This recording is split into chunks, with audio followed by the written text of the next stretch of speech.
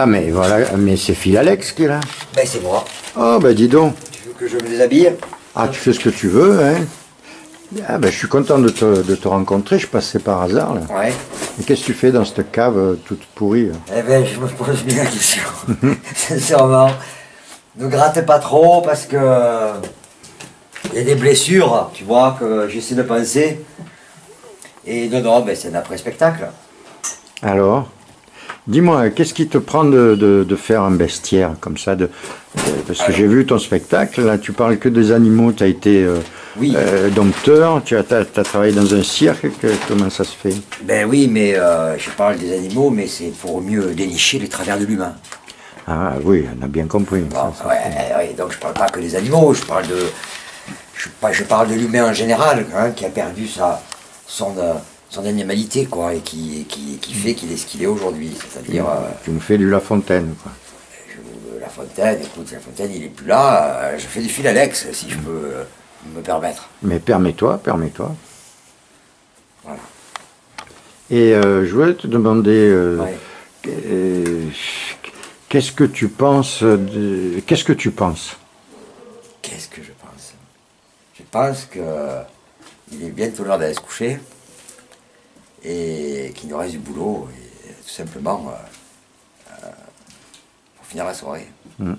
Et c'est depuis quand que tu fais ce travail, ce plaisir, Non, cet art? pour être un peu plus sérieux et pour répondre à ta question au sujet du bestiaire, c'est vrai que ce sont des textes que j'avais écrits au fil de ma vie. Et ça m'a été suggéré par un proche qui est dans le milieu du spectacle, qui m'a dit, mais en lisant les textes, il m'a dit, mais pourquoi tu fais pas un bestiaire? Et un bestiaire, j'avais pas spécialement envie, quoi, en fait. Et en regroupant mes textes, tout ça, ça a pris corps. Et après, quand il y a eu les premières représentations qui sont venues, eh bien, écoute, ça a parlé tout seul. Voilà. Et je me suis senti un peu dépassé par l'idée de ce projet. Et qui m'appartient d'ailleurs plus aujourd'hui. Parce que d'abord, je travaille avec un duo. Je fais jamais ce spectacle tout seul. Et donc, on forme un duo, et puis on a été dépassé par l'originalité de ce spectacle. En plus, c'est des textes que j'ai écrits il y a déjà un petit bout de temps. Ils ont été retravaillés, il y a eu des coupures même pour aller à l'essentiel.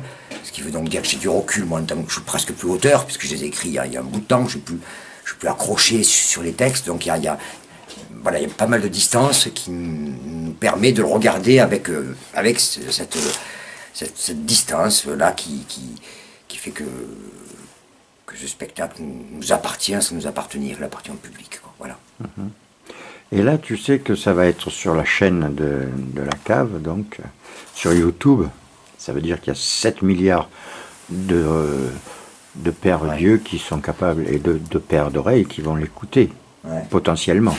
Est-ce que tu as un message à leur communiquer? À qui? À tous ces gens? À l'humanité. À tous ces gens qui vont regarder ton interview. Oui, le message il est extrêmement simple.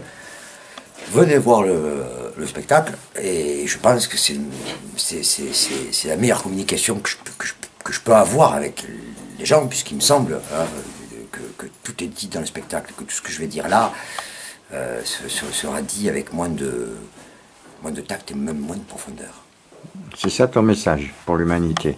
Ouais. Venez voir mon spectacle. Ben non, je ne suis pas pour moi un porteur de message, hein. Je suis un homme de scène, mais pas un faiseur de leçons ou quoi que ce soit d'autre, quoi, voilà. Très bien. Parfait. Merci, Phil. Mes poumons et mon foie, je vous laisse tous donc je ne sais que faire à présent que je suis